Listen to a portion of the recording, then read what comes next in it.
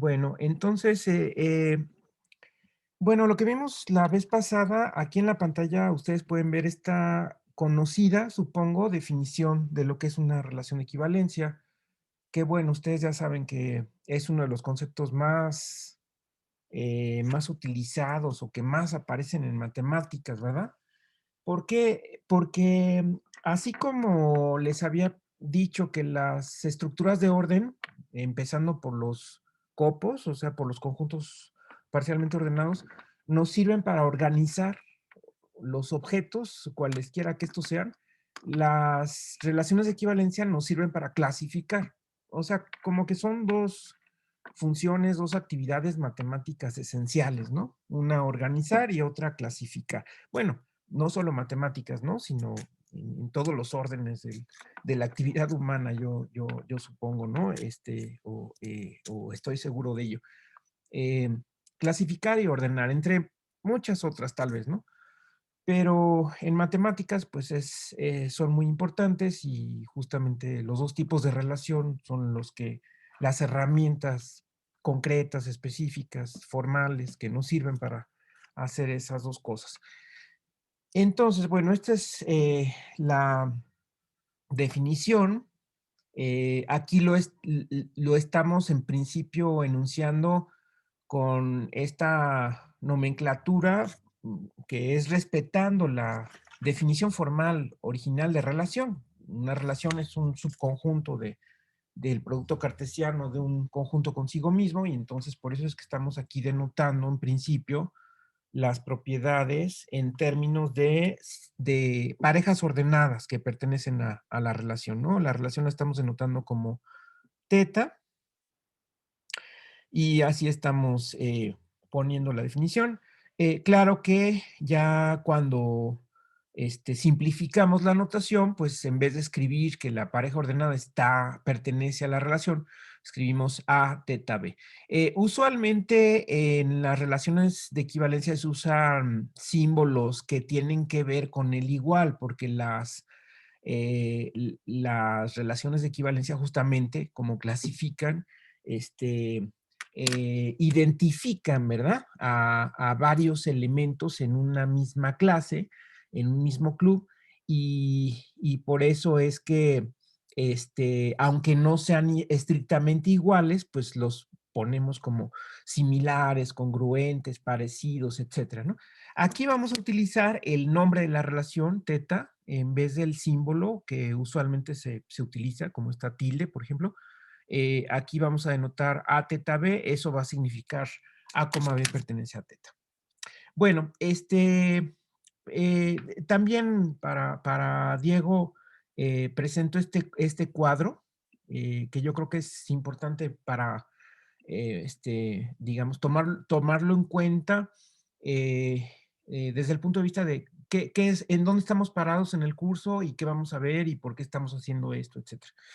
Entonces, recuerden ustedes que la filosofía del curso es, bueno, ser, por supuesto, más panorámico, más formal, tal vez, digo, comparado con a lo mejor cursos anteriores que han llevado en la licenciatura, sobre todo más panorámico, en el sentido de que estamos estudiando conceptos, resultados, teoría, que abarca a las estructuras algebraicas usuales que conocemos. Entonces, aquí hemos clasificado a nuestros tres tipos de estructura algebraica estudiados, que son grupos, anillos y módulos, para tener siempre como referencia esos casos, esos contextos específicos. Y lo que estamos haciendo es echar mano de esta teoría que se llama álgebra universal, donde de golpe, de manera abstracta, de manera general, se describen estructuras algebraicas o álgebras. Entonces, este concepto de subuniverso es el que hemos estado viendo, es el que terminamos de ver, vimos varias cosas de los subuniversos y en los contextos particulares, pues los subuniversos son subgrupos, subanillos, submódulos. y en los tres casos pues se cumplen en particular lo que hemos demostrado de manera general, ¿no? De las cosas que hemos demostrado, por ejemplo, es que los subuniversos de un álgebra, cualquier álgebra, forman una retícula completa, ¿verdad? Y es más, todavía vimos más cosas, ¿no? A saber que forman una retícula completa que se llama algebraica, es decir, que además de ser completa, todos los elementos son supremo de elementos compactos, eso significa algebraica, y además les conté que son las únicas retículas algebraicas. Toda retícula algebraica es isomorfa a un subuniverso de cierta álgebra, ¿no? De alguna álgebra. Existe una álgebra tal que la retícula de subuniversos, más bien es eso, la retícula de subuniversos es isomorfa a la retícula algebraica de la cual partieron. Y eso les dije que es un teorema importante, un teorema de representación que demostró Birkhoff y Frink. Bueno, todo eso vimos de los subuniversos y entonces ahora lo que toca es ver, podemos decir que el concepto dual, la contraparte de lo que es un subuniverso. ¿Hacia dónde vamos? Bueno, en los contextos específicos se habla de subgrupos y también de grupo cociente, de subanillos y de anillo cociente, de submódulos y módulo cociente. Entonces, hacia allá vamos. Recuerden ustedes también que estos cocientes tienen que ver con el concepto de homomorfismo, que también vamos a ver, y los teoremas de isomorfismo, que es hacia donde vamos para recordarlos en caso de que los hayan visto y enunciarlos de manera general. Este esquema que está abajo es nada más para que se acuerden en el caso de grupos cómo se consideran subgrupos y para construir el concepto dual, el que está del otro lado, el grupo cociente, lo que se hace es justamente definir una relación de equivalencia respecto a subgrupos, que no son todos los subgrupos, en caso de que tengamos grupos no necesariamente abelianos, para construir el grupo cociente se requiere que el subgrupo, además de ser subgrupo, sea un subgrupo normal. Es una condición adicional que vamos también a repasar para que se pueda construir el grupo cociente. Si no tiene esa condición adicional, no se puede construir el grupo cociente. En anillos vamos a ver que lo que se requiere es este mismo dibujo. En anillos también vamos a tener este mismo dibujo, nada más que aquí no vamos a tener subanillos, sino vamos a tener otros subconjuntos importantes que se llaman ideales. ¿Ok? Y en el caso de módulos, ahí sí, cualquier submódulo me va a servir para formar el módulo cociente. Recuerden que cuando digo módulos, también pueden pensar en espacios vectoriales y en subespacios. Entonces, esos son los tres casos que vamos a tener. En los tres casos vamos a poder considerar este dibujo, esta situación, y vamos a poder hablar de homomorfismos y de teoremas de isomorfismo. Pero entonces primero tenemos que hablar de qué es el concepto abstracto que me permite hacer esta construcción del grupo cociente. Y ese concepto es lo que se llama congruencia. Bueno, no sé si en este punto hay alguna cosa que comentar, alguna pregunta. No, profe. Ok. Bueno, para ver congruencias es necesario ver equivalencias o relaciones de equivalencia. En corto les podemos decir equivalencias, porque las congruencias van a ser cierto tipo específico de equivalencias. Entonces, por eso es que iniciamos con eso. Y lo que observamos es que también las equivalencias se pueden organizar. Estamos denotando, como hace el libro, el texto que estamos siguiendo, estamos denotando EQ de a las equivalencias sobre a las relaciones de equivalencia sobre A, es el conjunto de todas las relaciones de equivalencia. Observen que sí tengo derecho a llamarle conjunto, ¿no? O sea, formalmente un conjunto, algo tiene derecho a llamarse conjunto si se ajusta a los axiomas de Zermelo-Fraenkel, que entre otras cosas me permiten construir el producto cartesiano y me dicen que si tengo un conjunto, o si tengo un par de conjuntos, el producto cartesiano de ellos, de esos dos conjuntos, es un conjunto. Me dicen que cualquier subconjunto de un conjunto también es un conjunto, y me dicen que el conjunto potencia, o sea, el conjunto de subconjuntos de un conjunto también es un conjunto. O sea, eso entre otras muchas cosas nos dicen los axiomas de Zermelo-Frenkel, y por lo tanto podemos afirmar que el conjunto de clases perdón, de relaciones de equivalencia, que de hecho, según lo que escribí aquí, es una parte, ¿verdad? De todos los subconjuntos de A cruz A. O sea, el conjunto potencia de A cruz A serían todas las relaciones sobre A, como escribí aquí. Pero de todas esas relaciones hay unas más específicas que tienen que cumplir estas tres condiciones. Y esas son las que he hecho en una bolsa que se llama EQDA, que es parte de la bolsa total de todas las relaciones, ¿no? Entonces, aquí vean ustedes como, en efecto, pues esto es un conjunto, por lo tanto. Es un conjunto que hereda la manera de comparar subconjuntos de este conjunto, ¿no? Que es la contención. Entonces, por eso es que esto resulta ser un conjunto parcialmente ordenado y que además es cerrado bajo intersecciones arbitrarias. Es decir, se comporta muy parecido al conjunto o familia, si quieren, si quieren no utilizar que es un conjunto de conjuntos, pues pueden utilizar la palabra familia. Entonces, así como teníamos la familia de los subuniversos de un álgebra, que es cerrada bajo intersecciones, también la familia de relaciones de equivalencia aquí no necesito que sea un álgebra, es un conjunto, no estoy utilizando todavía operaciones, sino nada más es un conjunto cualquiera de elementos y sobre ese conjunto defino las relaciones de equivalencia, pero si yo las agrupo en esta bolsa, resulta que son cerradas bajo intersecciones. En otras palabras, si yo tomo teta 1 y teta 2, dos relaciones de equivalencia y las intersecto, resulta ser una relación de equivalencia, ¿no? Y de hecho, una familia arbitraria de relaciones de equivalencia y las intersecto, resulta ser esa intersección una relación de equivalencia, y la demostración es muy sencilla porque, ya les dije, aquí se están involucrando condiciones universales y por lo tanto para demostrar que la intersección cumple estas tres condiciones, pues es simplemente escribirlas.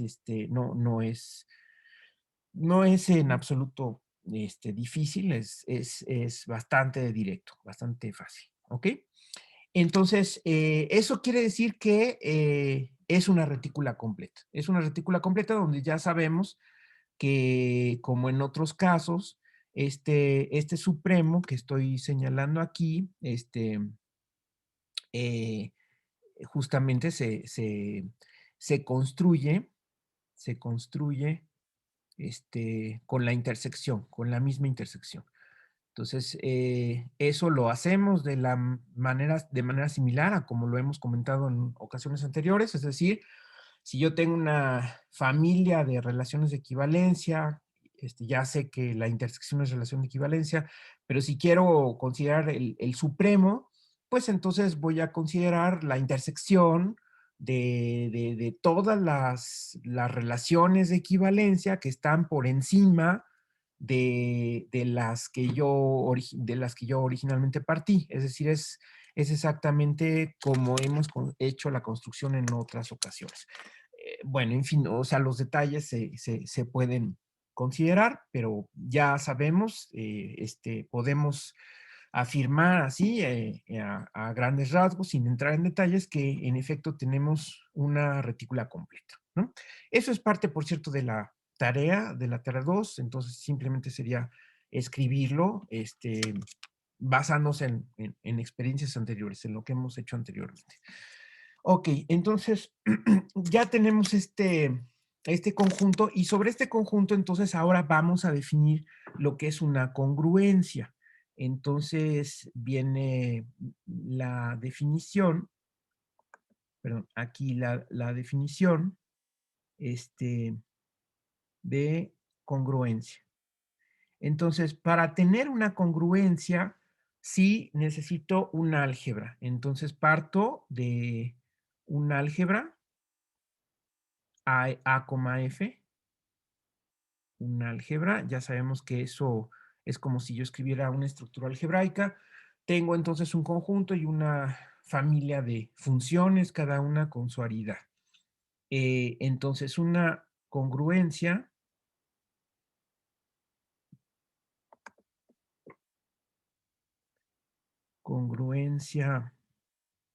sobre A es una relación de equivalencia o simplemente una equivalencia. Teta sobre A que cumple. O sea, vamos a agregar una condición que cumple, o bueno, lo pongo tal que, una relación de equivalencia sobre A, tal que. Entonces, ¿qué es lo que vamos a pedir? Lo que vamos a pedir es que esa relación de equivalencia respete las operaciones, ¿sí? O también lo podrían pensar al revés, ¿no? Que las operaciones respeten la relación de equivalencia. ¿Qué quiere decir? A ver, vamos a hacer primero el dibujo. Eh, eh, bueno, también mencioné la clase pasada que dada una relación de equivalencia sobre un conjunto, la relación de equivalencia la podemos visualizar inmediatamente como la partición que está inducida por esa relación de equivalencia. Entonces, ¿cómo se ven las relaciones de equivalencia? Bueno, ya dijimos que las relaciones se pueden dibujar en un plano cartesiano donde los ejes los podemos considerar como, aquí está, ¿verdad? Los ejes los podemos considerar como el conjunto A y entonces, como son subconjuntos de A cruz A, las relaciones se podrían ver como regiones en el plano, ¿no? Claro que aquí estamos simplificando mucho porque el conjunto A, pues, no, a lo mejor no tiene nada que ver con los números reales, pero lo estamos disfrazando, digamos, de los números reales, nada más para visualizar cómo serían las relaciones, ¿no? Bueno, esa es una forma de ver las relaciones, pero las relaciones en general. Pero las relaciones de equivalencia tienen la ventaja de que, y aquí a lo mejor lo pude haber comentado, que están en correspondencia biunívoca con las particiones, ¿no? Entonces aquí hay que recordar esto y recuerden que cada relación de equivalencia induce una partición y viceversa, toda partición induce una relación de equivalencia.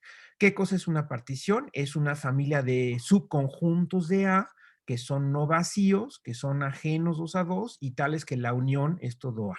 Recuerden eso. Entonces, es muy sencillo pasar de una relación de equivalencia a una partición y viceversa, porque justamente las clases de equivalencia son los subconjuntos de A que forman la partición, ¿verdad? Aquí los elementos que están relacionados entre sí son justamente los que están en una misma clase de equivalencia, es decir, en un mismo elemento de la partición. Ok, entonces lo que vamos a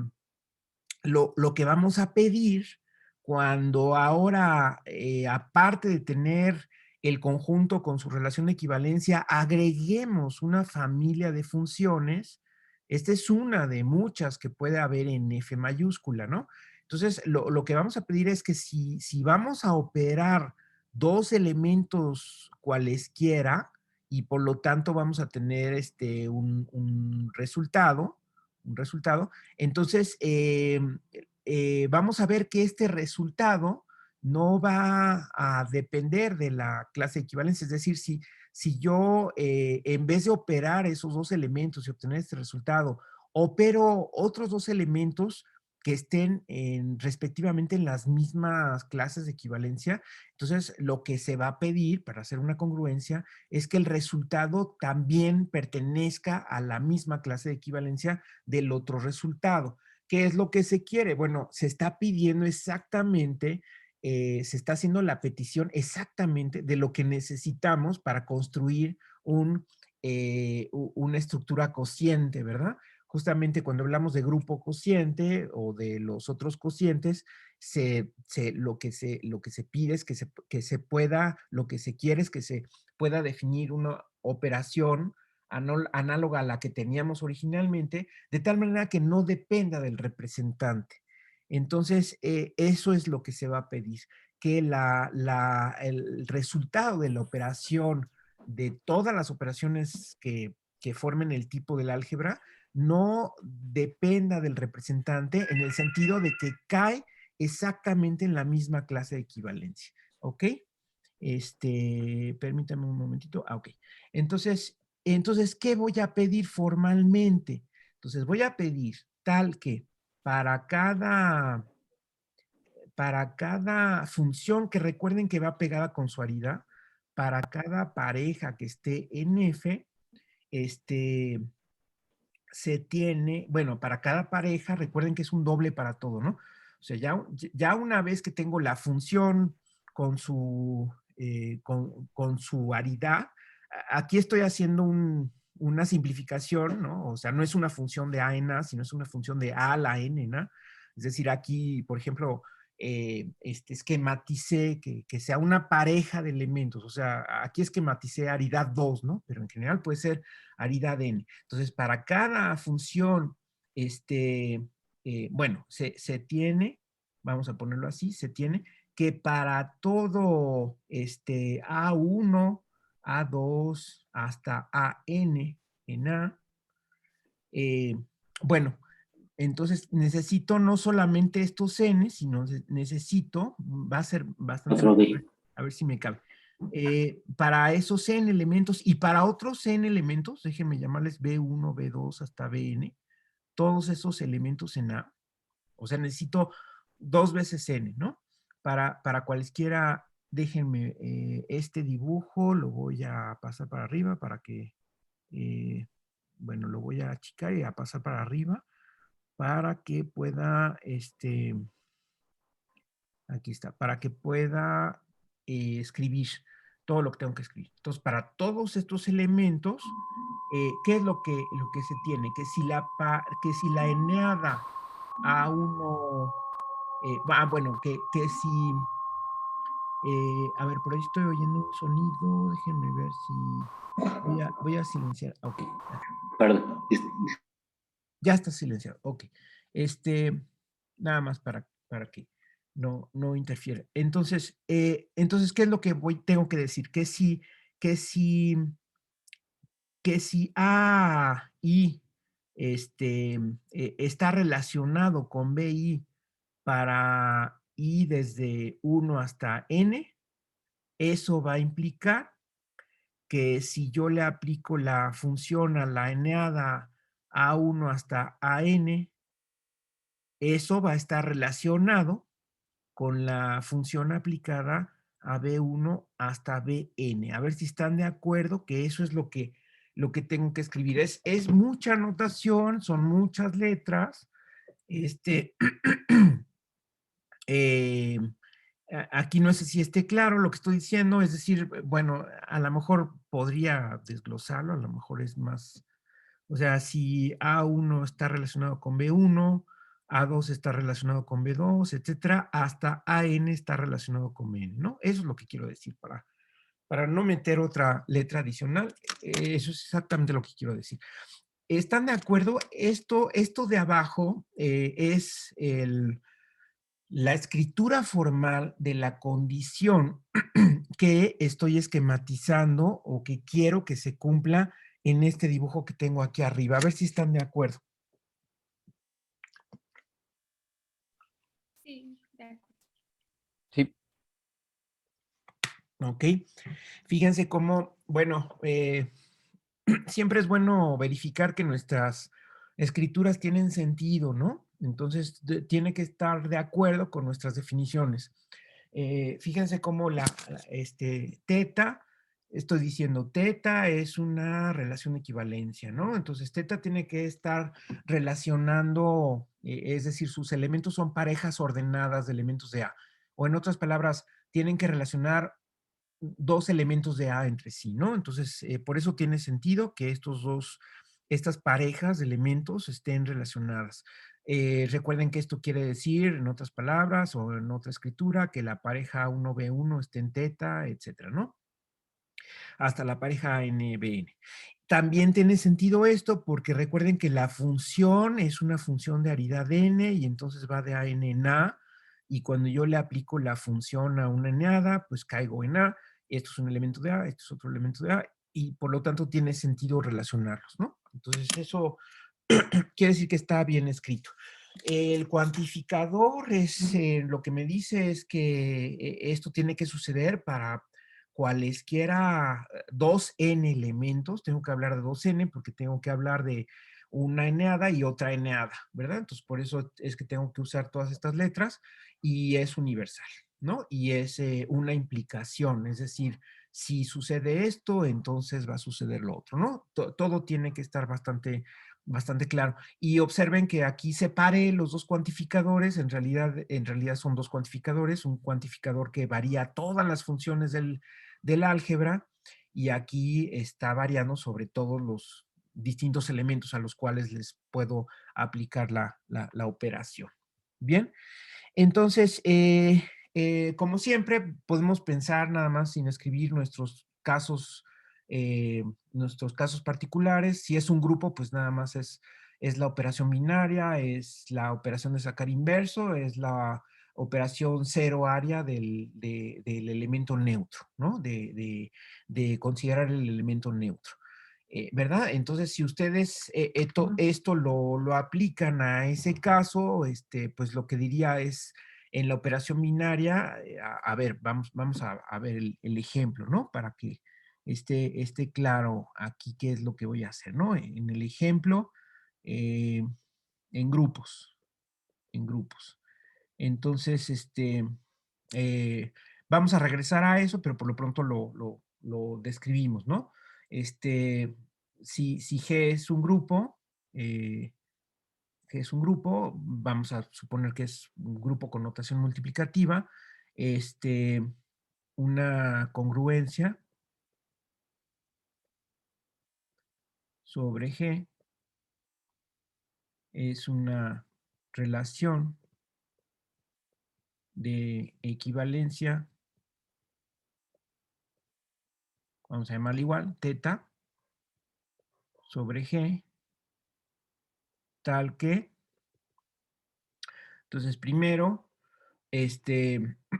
para toda X y Y en G, entonces X teta Y, perdón, para toda, aquí tengo que duplicar, ¿verdad? Para toda X1, X2, X1, X2, Y1, Y2 en G, si X1 está relacionada con Y1 y X2 está relacionado con Y2, eso va a implicar que X1, X2 está relacionado con Y1, Y2. ¿Ok? Eso es lo que diría para la operación binaria, que de entrada usualmente la denotamos como producto, ¿verdad? Pero claro que si el grupo es aditivo,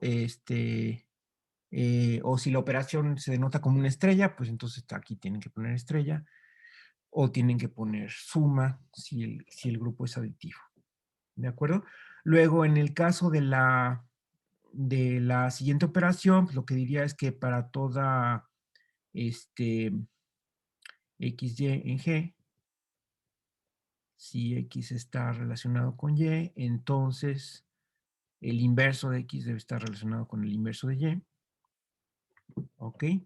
Y en el caso de la operación cero área, pues no hay, ahí no tiene mayor chiste, ¿verdad? Porque en el caso de la operación cero área, ¿qué diría? A ver, si Que tengo... el neutro está relacionado con el neutro, pero eso ya está por Exactamente, default exactamente. en la relación, ¿no? Exactamente, exactamente, ¿no? Porque aquí, fíjense cómo la operación cero área, recuerden ustedes que es una operación que, digamos, bueno, si la denoto como F, iría de A a la cero en A,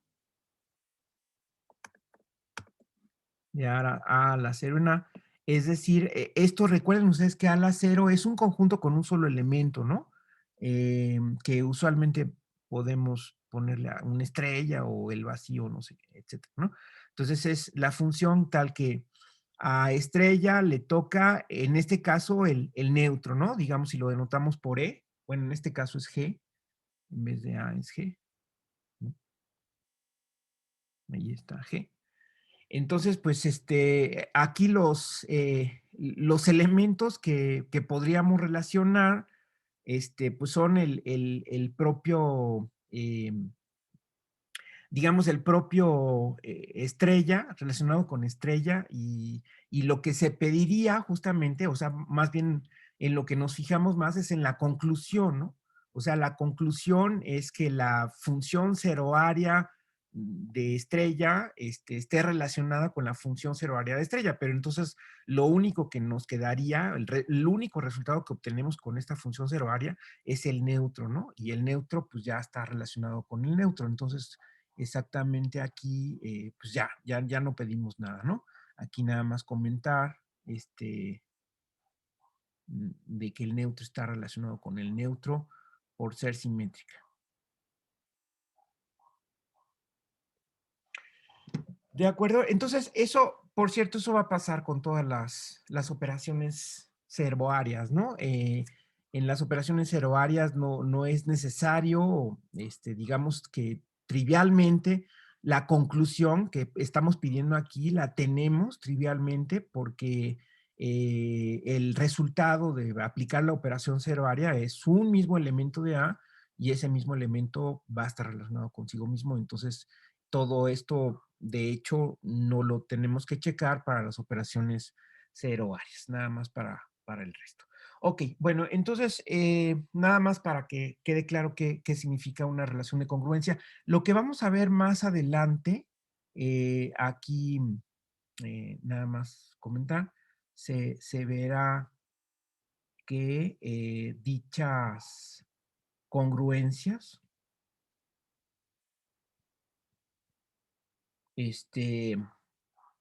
están en correspondencia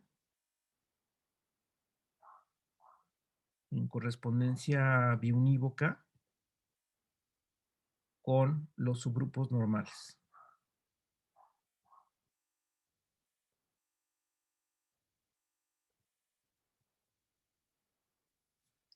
Ok, bueno, de hecho lo podemos ver hoy mismo, nada más déjenme ver qué más les voy a contar de esto, ¿no? Pero eso es justamente lo que vamos a ver, es que las congruencias, sí, nada más voy a platicarles qué pasa con la organización de las congruencias, ¿no?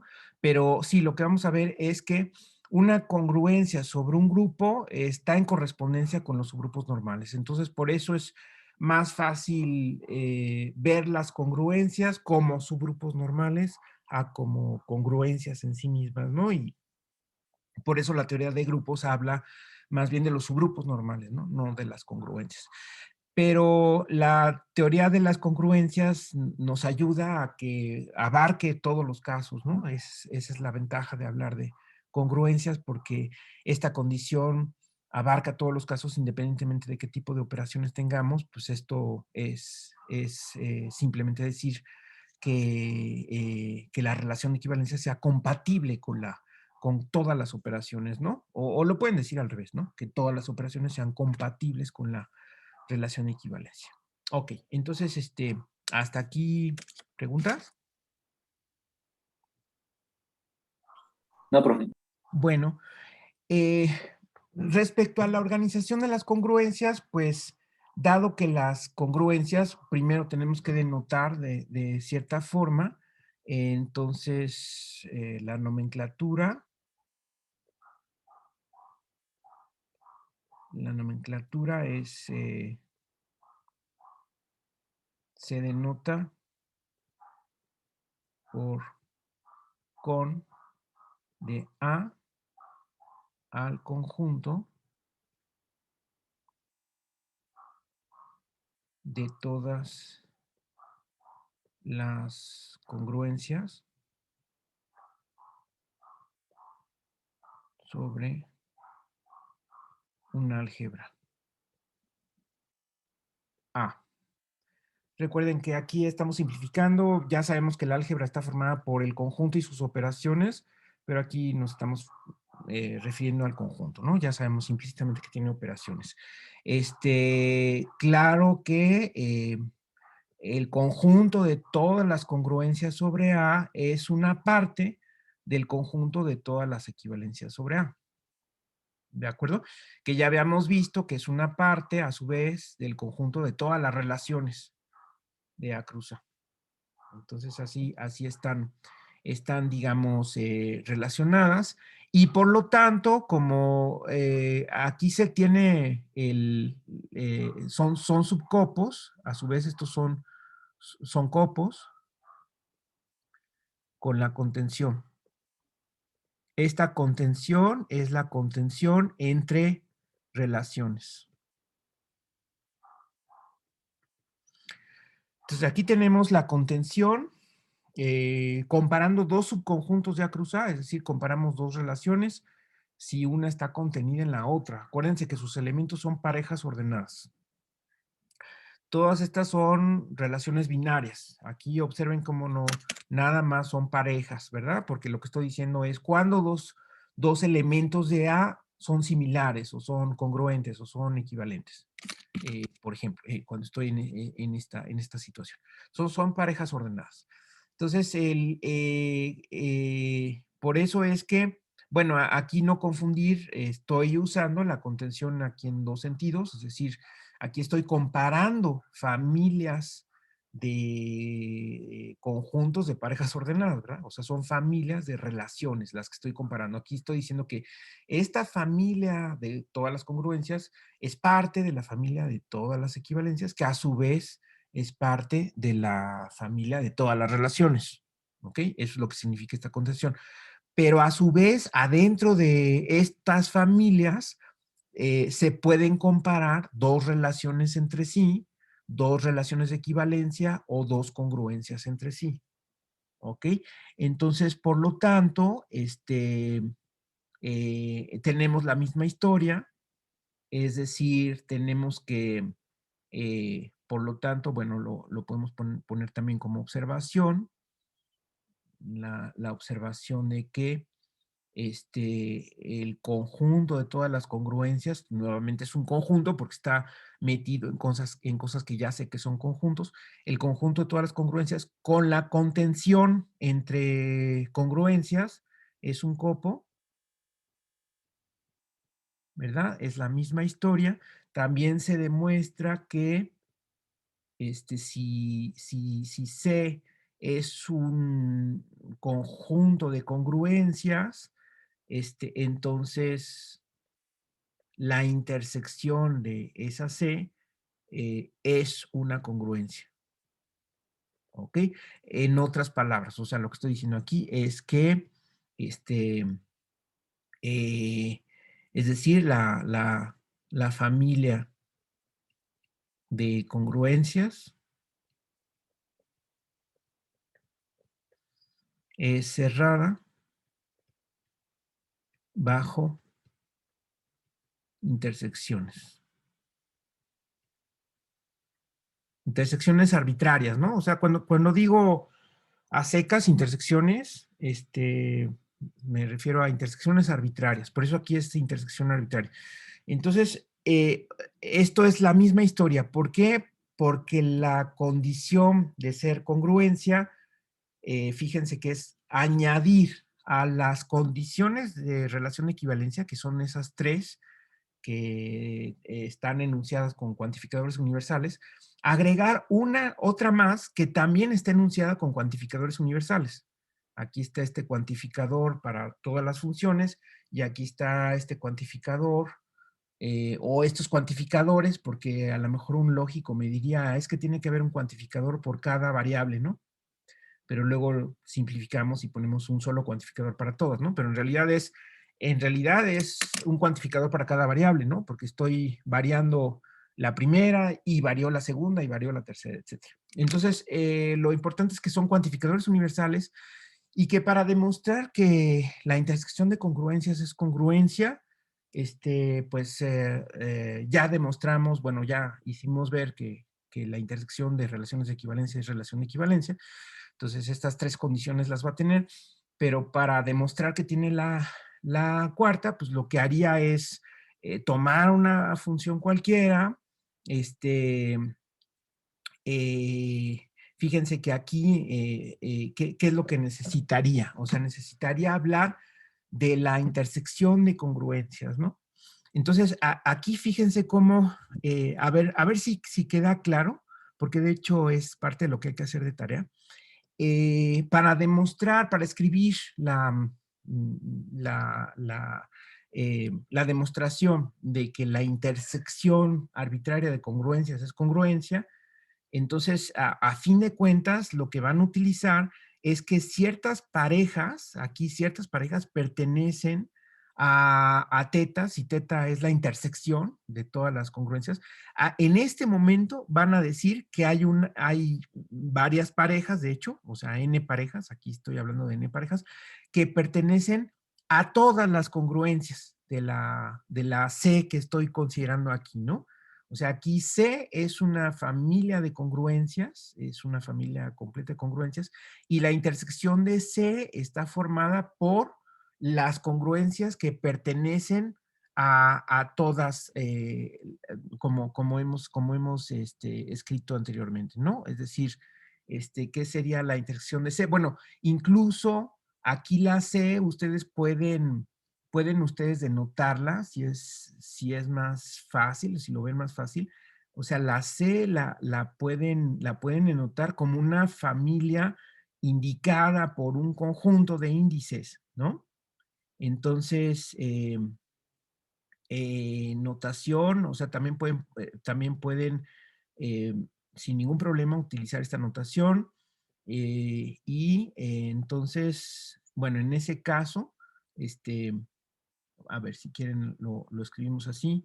Si denotamos, o sea, si escribimos esto, entonces, o sea, si C es esto, se denota la intersección de todas las teta i's donde i pertenece a i, ¿no? ¿Y qué cosa es la intersección de todas las teta i's? Bueno, esto si le llaman teta, entonces una pareja, es decir, una pareja A, B está en teta, la intersección de todas las teta i's con i en i, significa, sí, solo sí, para toda i en i, la pareja A, B pertenece a teta i, ¿verdad? Eso es si utilizan la notación con índices, ¿no? Y si no utilizan la notación con índices, pues dirían más o menos lo mismo, es decir, la pareja A, B pertenece a teta, si lo denoto como la intersección de toda C, ahí lo que dirían es que para toda teta en C, bueno, para toda, tendría que cambiar la notación aquí, porque no estoy utilizando subíndices, ¿no? Entonces, digamos, eh, para toda gama en C, la pareja A, B pertenece a gamma. Entonces, si ustedes toman una pareja ordenada en la intersección de C, lo que quieren decir es que para todas las relaciones de C, acuérdense que C es una familia de relaciones, ¿no? Es decir, desde el principio C es una familia de relaciones de congruencia. Son relaciones, son conjuntos de parejas ordenadas. Los elementos de C son a su vez conjuntos de parejas ordenadas. Entonces, que una pareja esté en la intersección de C es que pertenezca a todos los elementos de C. Pero si prefieren, nada más hay que ser homogéneos. Si prefieren, pueden usar un conjunto de índices, llamarles a los elementos de C teta i, como puse aquí.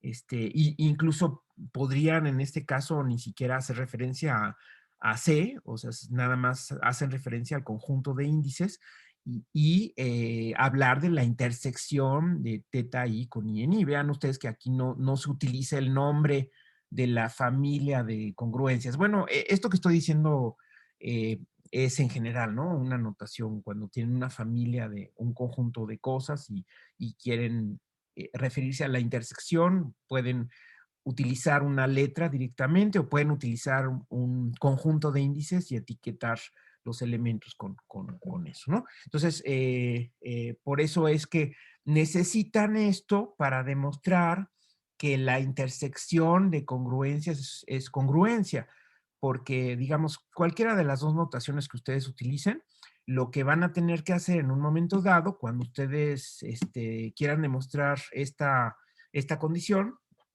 es tomar una función arbitraria, tomar dos n elementos arbitrarios, suponer que estas parejas están en teta, donde teta es la intersección, y demostrar que, entonces a partir de eso, demostrar que la pareja f de la eneada, de la primera eneada, coma f de la segunda eneada, está en teta, ¿verdad? Ahora, para demostrar que esta pareja está en teta, como teta es la intersección, pues lo que tienen que hacer es tomar un elemento arbitrario de la familia, ya sea que le llamen gamma o que lo llamen con ayuda de la etiqueta INI, que le llamen teta i, y quieren demostrar que esa pareja está ahí, ¿verdad? Pero sucede que esa pareja va a estar ahí, porque todas estas parejas estaban en la intersección de todas, en particular van a estar en la gama, digamos, si le llaman gama o si le llaman teta i, todas estas parejas van a estar ahí y como esa es congruencia, entonces van a tener como resultado que esta pareja está en esa, ¿no? Es decir, digamos, la dificultad más bien estriba en escribir toda la notación, porque el paso, la esencia, digamos, de la demostración de que cumple la condición es realmente directa. No sé si lo ven, si tienen algún comentario sobre esto.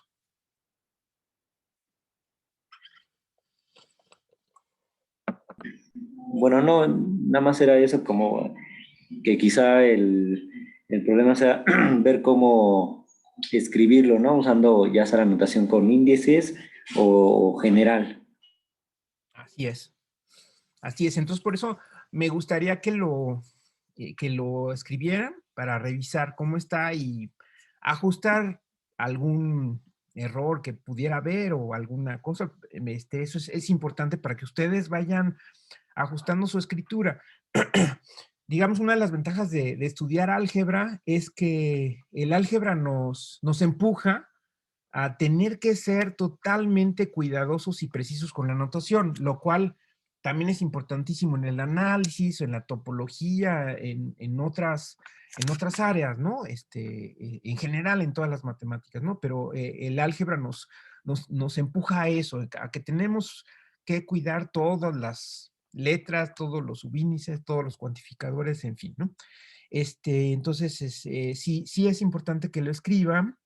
Este, con eso entonces tendríamos que la intersección de congruencias es congruencia y entonces con eso ya tendríamos esta proposición consabida de que el conjunto de todas las congruencias con la contención, con la intersección arbitraria y con el supremo que se construye con la intersección es una retícula completa.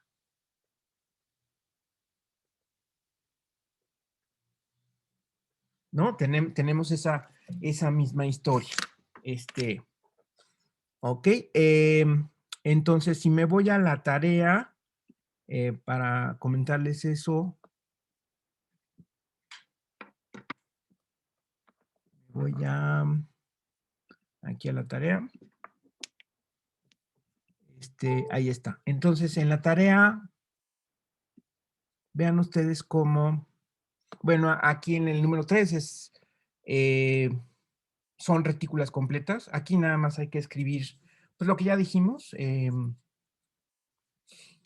que es utilizando que para demostrar que algo es retícula completa, lo único que basta es señalar que es un copo y señalar que ese copo es cerrado bajo intersecciones arbitrarias en estos casos porque estamos en el contexto de subconjuntos, ¿no? Acuérdense que si estamos estudiando una retícula muy específica, que no necesariamente sus elementos sean conjuntos, pues ahí tenemos que saber primero cuál sería la intersección, cuál sería el ínfimo. Pero aquí no hay problema, aquí sí tiene sentido hablar de intersección porque todos esos son conjuntos, todos los elementos de estas familias que estamos denotando aquí en el inciso A, B y C son conjuntos, ¿no? Subconjuntos de A o bien subconjuntos de A cruz A, ¿de acuerdo? Entonces, por eso es que se pueden comparar con la contención y por eso es que se puede intersectar de manera arbitraria. Entonces, que la intersección de ese tipo de conjuntos es ese tipo de conjuntos y automáticamente por el ejercicio de la tarea 1, si tenemos el ínfimo arbitrario, automáticamente podemos definir el supremo arbitrario usando el ínfimo arbitrario, ¿no? Entonces, nada más es eso. Ok, y ya, bueno, eso es respecto a la parte de la congruencia.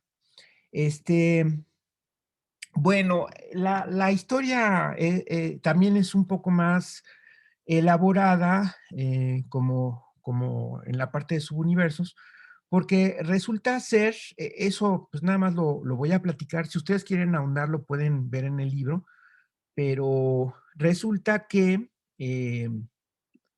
si me permiten regresar a la pizarra, no solamente es una retícula completa, sino de hecho, aquí es importante recalcar que de hecho, eh, este, vamos a escribirlo así, conde A es una subretícula completa de las equivalencias. ¿Ok? ¿Eso qué quiere decir? Eso quiere decir que el ínfimo y supremo en las congruencias coincide con el ínfimo y supremo en las equivalencias.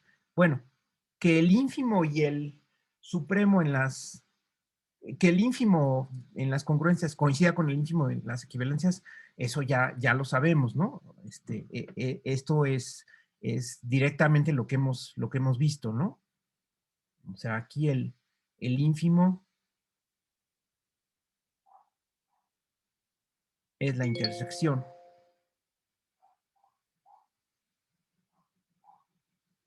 El ínfimo es la intersección. Pero lo realmente interesante es que el supremo también coincide, ¿ok?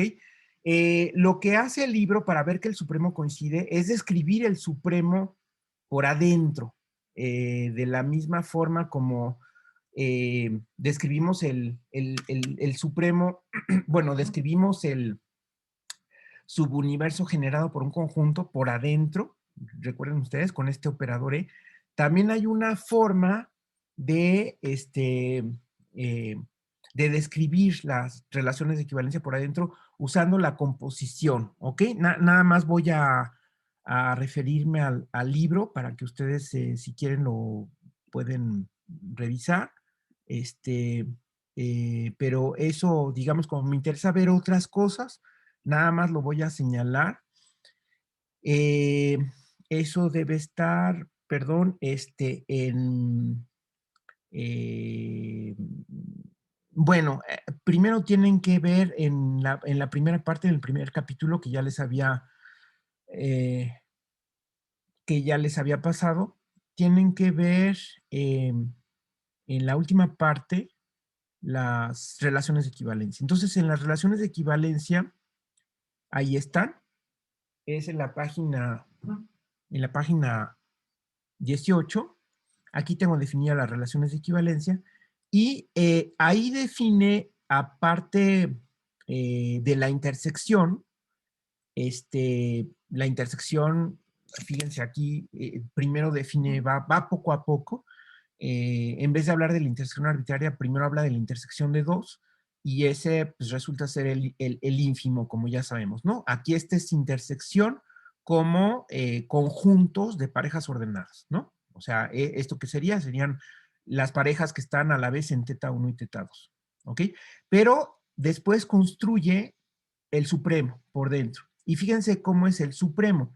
El supremo es eh, unir todas las posibles composiciones, para lo cual primero debe definir la composición. Fíjense, la composición la define aquí arriba.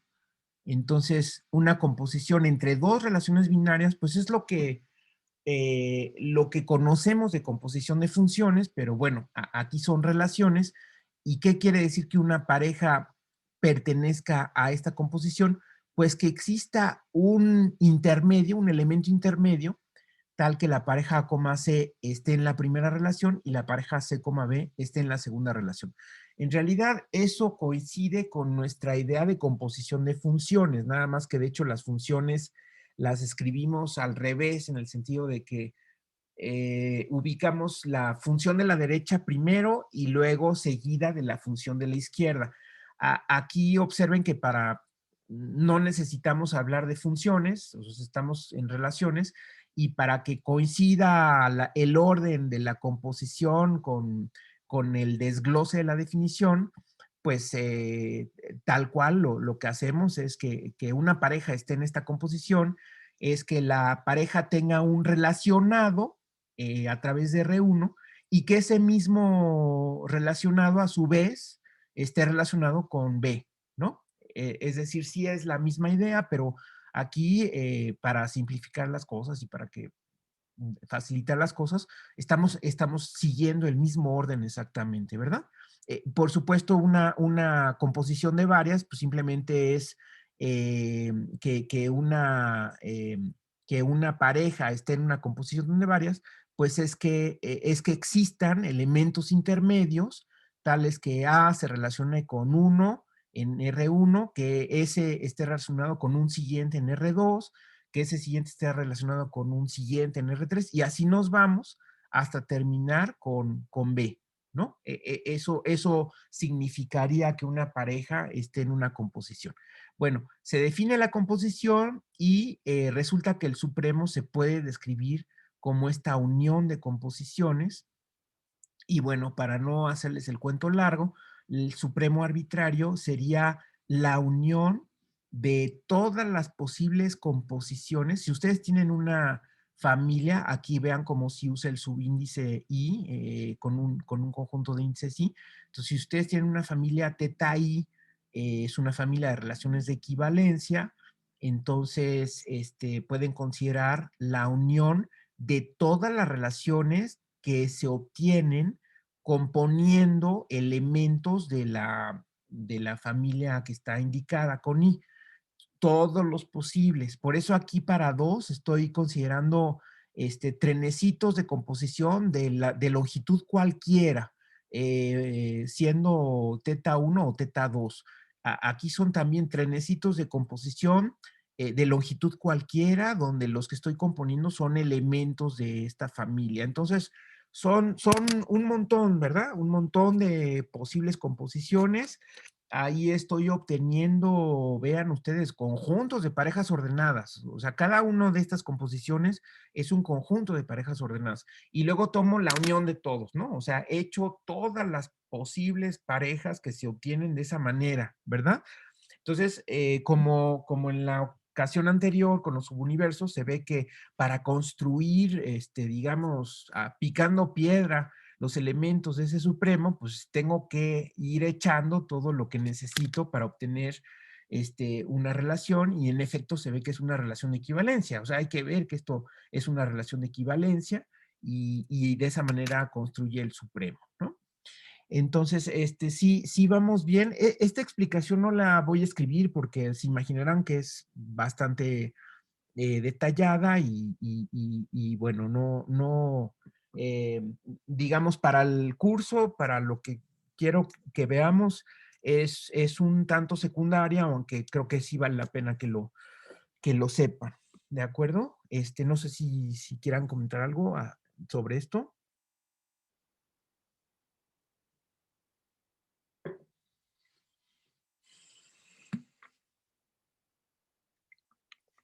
No. Bueno, recuerden que esto está en la primera parte de las dos que les he puesto ahí en el aula virtual, está en el capítulo 1.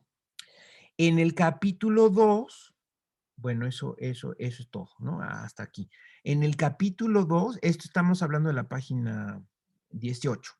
En el capítulo 2, cuando ya tengo congruencias, esto es en la página 38. Aquí se define la congruencia como una relación de equivalencia que tiene la propiedad de compatibilidad, así le llama. Ahí está el dibujo que les hice hace rato. Eh, y este, y aquí justamente el teorema 5.3 lo que dice es eh, que es una subretícula completa con DA, es una subretícula completa de EQDA. Y lo que tiene que hacer es verificar que el supremo, definido el supremo, como les dije en la página 18, como esa unión de composiciones, que si yo tengo un supremo de congruencias, eso resulta ser una congruencia, ¿no? Entonces es lo que prueba aquí. De nuevo, la demostración es bastante sencilla, porque que una eneada de parejas esté en este supremo, acuérdense que este supremo es una unión de cosas. Entonces quiere decir que cada una de estas parejas está en una cierta composición de cierta longitud, donde las relaciones que estoy componiendo son algunas de las que están etiquetadas aquí. Bueno, ya aquí ya no lo desglosa, porque les digo que luego los libros se saltan pasos porque son demasiado minuciosos. Pero ¿qué es lo que significaría esto? Pues que hay elementos intermedios, tales que hay un trenecito de parejas ordenadas que van estando en cada una de estas relaciones, ¿verdad? Y entonces, por estar en cada una de estas relaciones, que son relaciones de congruencia, pues eso lo puedo traducir en que cuando yo le aplico F a esta eneada, va a estar relacionada con respecto a la congruencia correspondiente, y voy a poder construir un trenecito de parejas que estén en las relaciones correspondientes, y voy a poder concluir que esta pareja está en la composición y que por lo tanto está en el supremo, ¿verdad? No sé si más o menos así a grandes rasgos está claro que sí, en efecto, el Supremo coincide. Entonces, en vez de escribirlo, preferí darle lectura así en esas partes muy específicas del libro, para que vean que sí, resulta ser que Conde ahí sí es una subretícula completa, cosa que no podemos decir, por ejemplo, entre las equivalencias y el conjunto potencia de A cruz A. ¿De acuerdo? Porque en el conjunto potencia de A cruz A, acuérdense que en los conjuntos de potencia, el supremo es la unión, ¿no? Entonces, ya la unión de relaciones de equivalencia no necesariamente es relación de equivalencia. Ahí es donde cambia el supremo, ¿verdad? Como ya lo comentamos. Pero entre las relaciones de equivalencia y las relaciones de congruencia, ahí sí es el mismo supremo exactamente. Muy bien. Sobre esto del libro, esta lectura del libro, repito las páginas, página 18, definición de supremo de relaciones de equivalencia, página página 40, página 38, bueno, página 38 es donde vienen las congruencias definidas, y página 40, que es una subretícula completa con DA, es una subretícula completa de EQDA.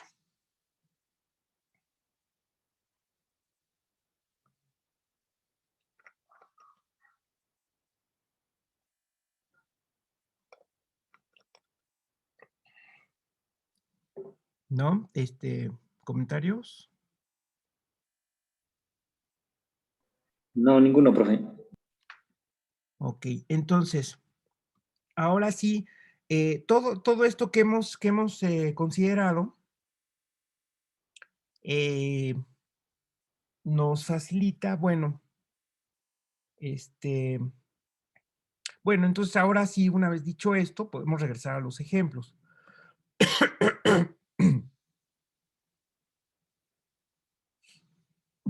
Ok, entonces eso es justamente lo que se les pide también en la tarea. Aquí está, en la tarea 2. Entonces, en la tarea 2, en los ejercicios 5, 6 y 7, lo que se les pide es que reconozcan las congruencias en términos de esos subconjuntos especiales conocidos, que son los subgrupos normales. En el caso de los módulos, los submódulos, siguen siendo los submódulos, y en el caso de los anillos, los ideales. Entonces, específicamente, se les está pidiendo demostrar que el conjunto de todas las congruencias proviene de esos subgrupos normales, ¿no? En el caso de grupos. Entonces, vamos a regresar al ejemplo. Bueno, dejo de compartir para compartir ahora la pantalla. Y entonces regresamos al ejemplo. Vamos aquí a regresar. Entonces regresamos a ejemplos. Entonces nuestro número romano 1, grupos.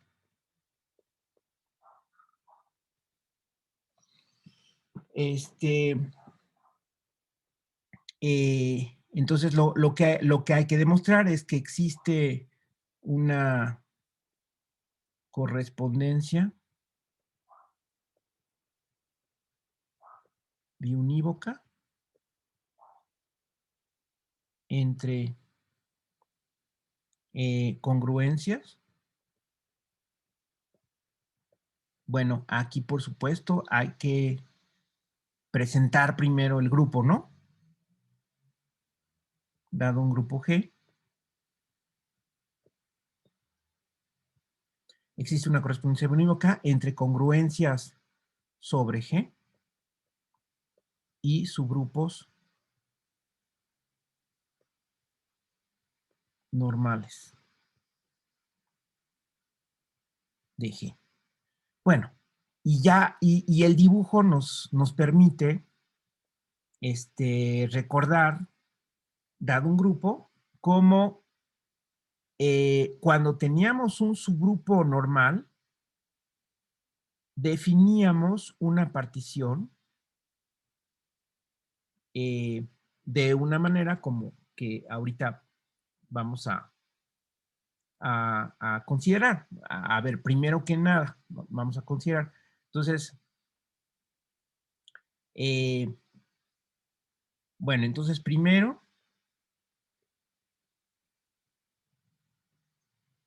a ver, primero hay que recordar, ¿no? Recordar qué cosa es un subgrupo normal. Entonces vamos a recordar. Aquí, recordar.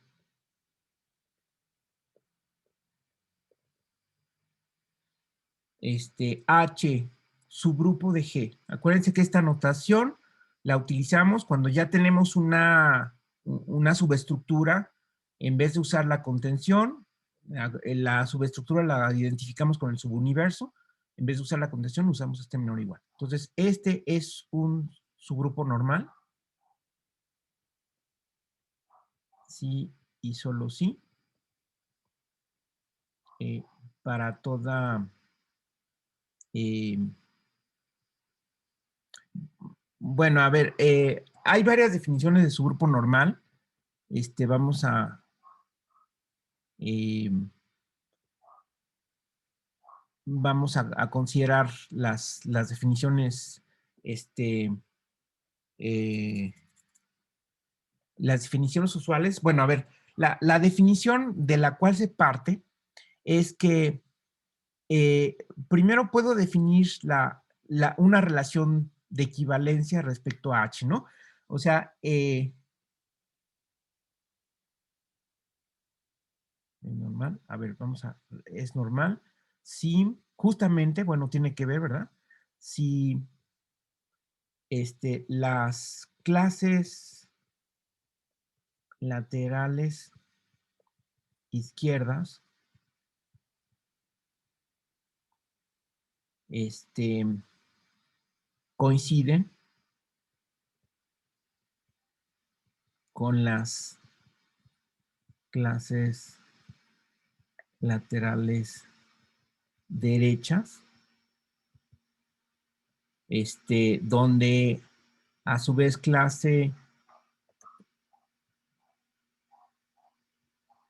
lateral izquierda, ¿qué cosa es? Es la clase de la relación de equivalencia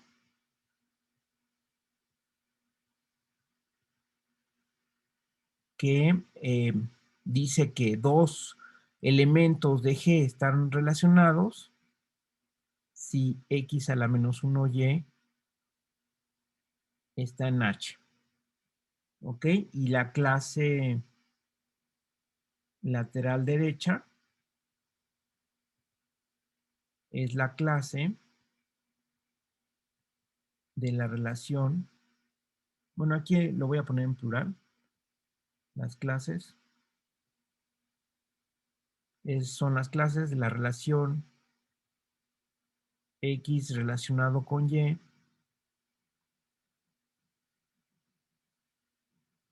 Bueno, aquí puedo distinguir entre, por la izquierda, le voy a poner así la H por la izquierda y H por la derecha. Si X y a la menos 1 está en H. Así se define esa relación. Vean ustedes. Entonces, tengo un subgrupo de G, tengo estas relaciones de equivalencia. Cada una de estas relaciones de equivalencia induce particiones distintas.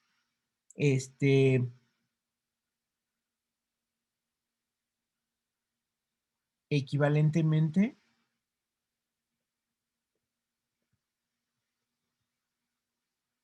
para toda X en G, la clase lateral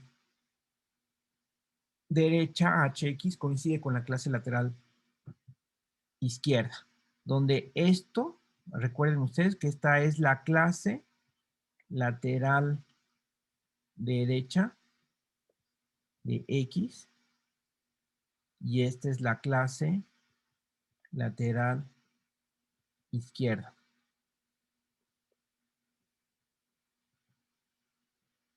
Y entonces esto es equivalentemente,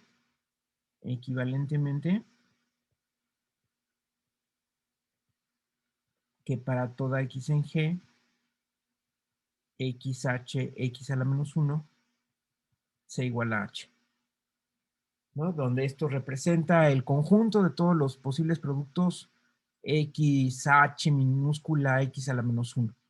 Ese es ese conjunto, ¿verdad?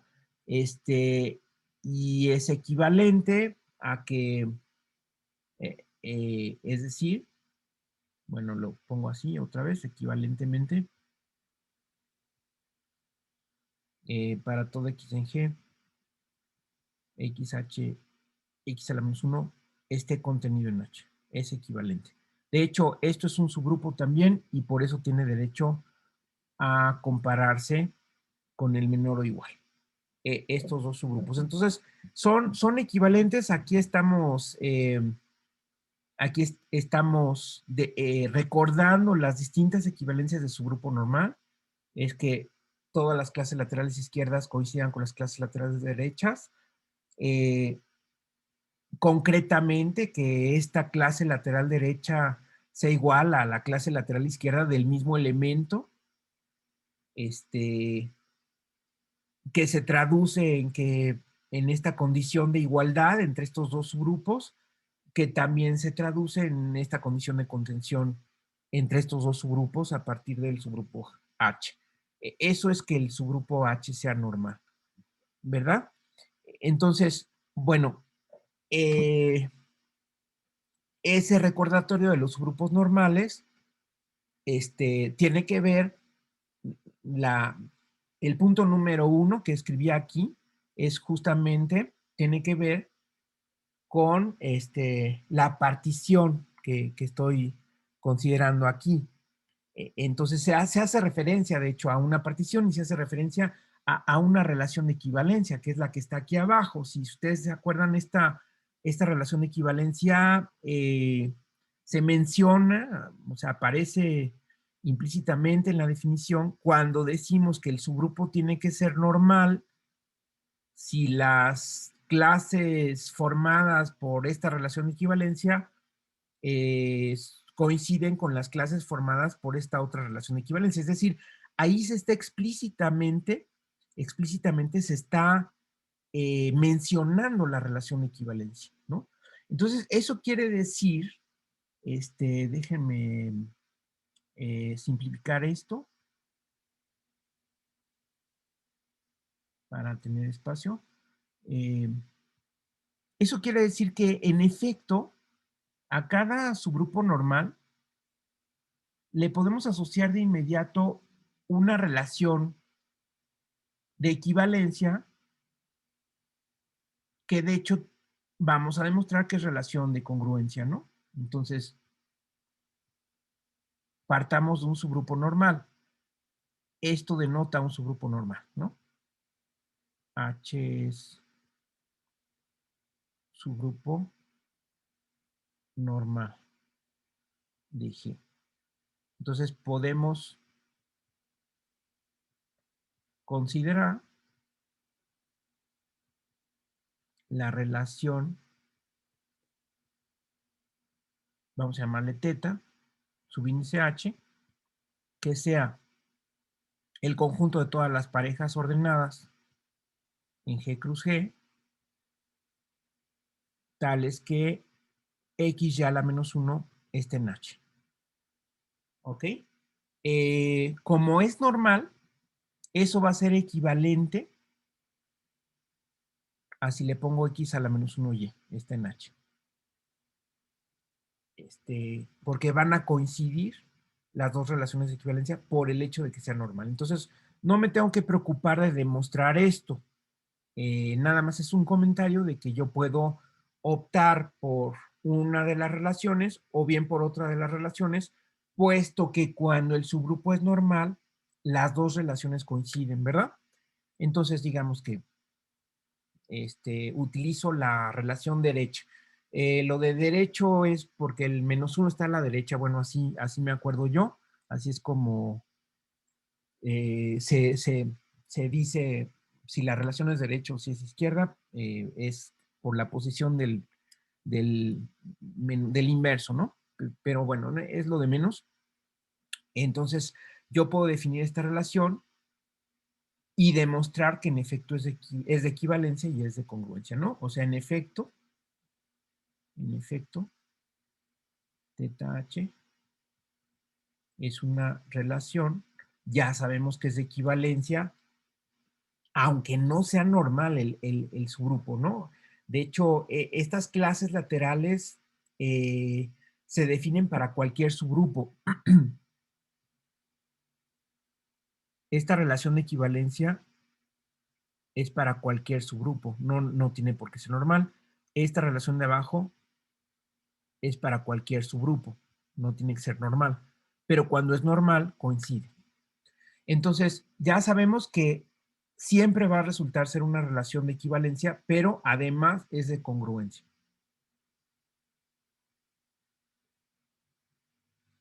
¿Ok? Esto pues es parte de lo que hay que demostrar y es un repaso a las proposiciones que justifican la construcción del grupo cociente, ¿no? Entonces, ¿qué tengo que demostrar? Pues lo que escribí hace rato. Ahí está. Tengo que demostrar estas dos condiciones para esa relación específica, ¿ok? Es decir, en vez de escribir x1 teta y1, pues lo que tendrá que escribir es que x1 y1 a la menos 1 pertenece a teta, ¿verdad? Digo, pertenece a h, perdón. Que x1 y1 a la menos 1 pertenece a h. Eso es lo que tendría que escribir. Entonces, si x1 y1 a la menos 1 pertenece a h y x2 y2 a la menos 1 pertenece a h, hay que demostrar que este producto multiplicado por esto a la menos 1 pertenece a h, ¿verdad? Entonces, no lo voy a hacer ahorita porque ya se me acabó el tiempo, pero eso es lo que hay que hacer en la tarea. Y luego, inversamente,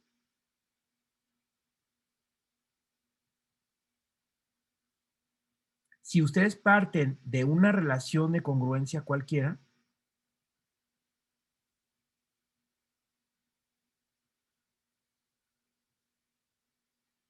entonces ahora parten, valga la redundancia, parten de una partición, ¿de acuerdo? Y quieren localizar el grupo. Bueno, ¿cómo se localiza el grupo? Bueno, pues es que si ustedes van en el sentido usual, es decir, lo que acabamos de hacer, de que primero tenían el subgrupo, perdón, el subgrupo, y con el subgrupo definieron la relación de equivalencia, entonces se acordarán que en esa relación de equivalencia de la clase del elemento neutro, justamente, digamos aquí está el 1 o E, como le quieran llamar, la clase del 1 es justamente H, ¿no? Porque un elemento está relacionado con el 1, quiere decir, por ejemplo, en esta definición de abajo, que X esté relacionado con el 1 se traduce a que X esté en H. Es decir, la clase del 1 es justamente el subgrupo. Entonces, eso nos da la idea de cómo considerar, considérese el subconjunto eh, ahora vamos a denotarlo al revés, si quieren, H, que depende de teta, sería la clase de equivalencia del 1 respecto a teta. El libro lo denota como 1 cociente teta. Así denota el libro las clases de equivalencia. Esto es usual, es la clase de 1 respecto a la relación teta, ¿no? Es usual que cuando definimos una relación de equivalencia, la clase de equivalencia de un elemento la denotamos con paréntesis rectangulares, subíndice la relación. El libro lo denota de esta manera, obviamente haciendo una alusión al objeto cociente, nada más que aquí no estamos haciendo el cociente de todo el conjunto, sino nada más del elemento, ¿no? O sea, nada más es una notación, no eh, nada más que eso, ¿no? Entonces, bueno, ya es cuestión de preferencias qué notación prefieren, pero lo que queremos es considerar este subconjunto y demostrar que ese subconjunto eh, eh, que resulta ser, que tenemos que demostrar que es un subgrupo y además es normal, ¿no? Entonces ahí tienen ustedes una manera de relacionar a cada H, le asociaron una relación e inversamente a cada relación le asocian un subgrupo, ¿no? Entonces, esto resulta ser una correspondencia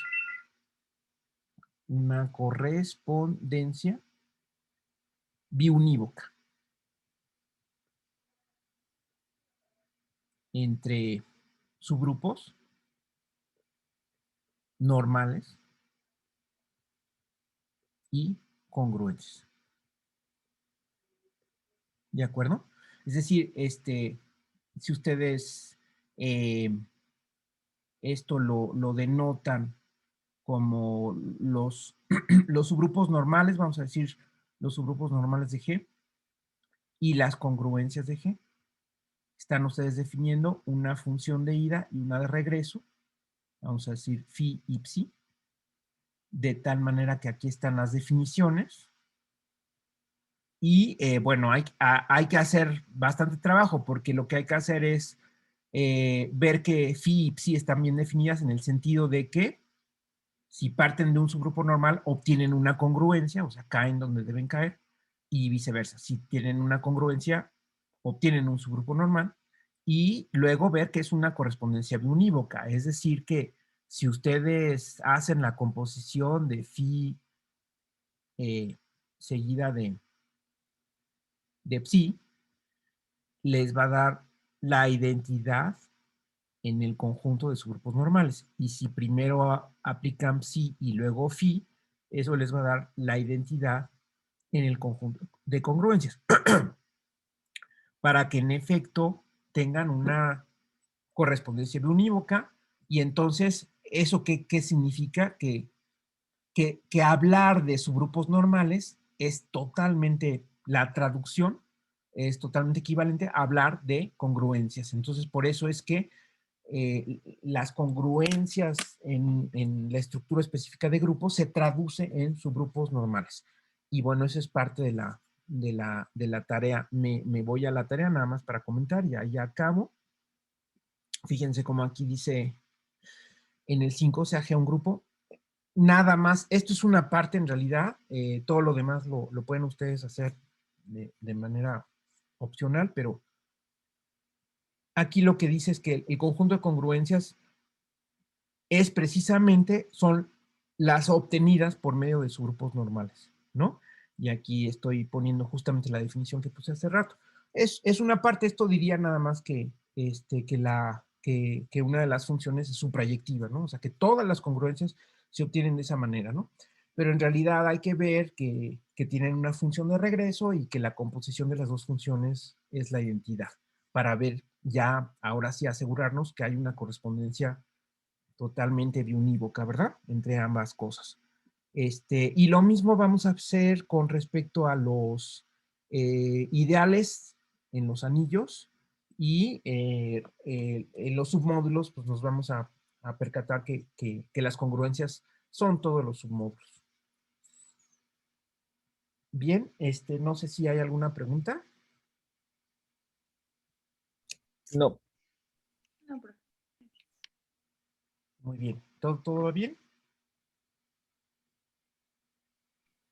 Sí, profe. Correcto. Entonces, bueno, nos vemos el próximo viernes y bueno, estamos en comunicación. Sí, profe, Claro, gracias. profesor. Sí, Hasta luego. hasta luego. Sí, Hasta luego. adiós. Que les vaya bien.